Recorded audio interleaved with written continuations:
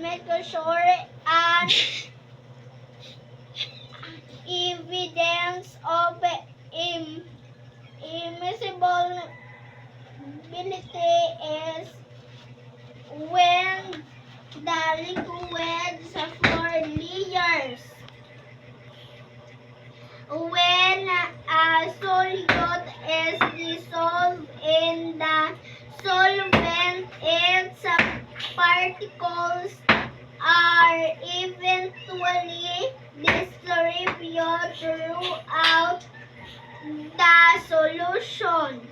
In a glass of salt solution, the top part is just as salty as the bottom part. When solutions are left alone, the solute stays dissolved in the solvent. They do not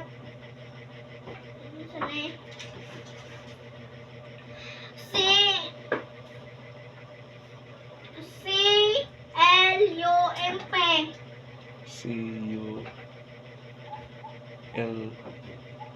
C-U-L-M-P? No? C-U... C-L-U... C-L-U-M-P. Clump. Clump together or settle of the bottom of the container.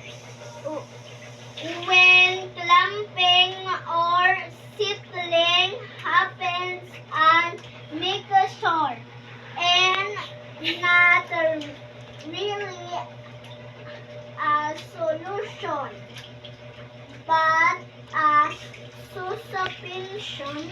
You will learn more about suspension in the next lesson. Bye. Thank you for watching. I love you all.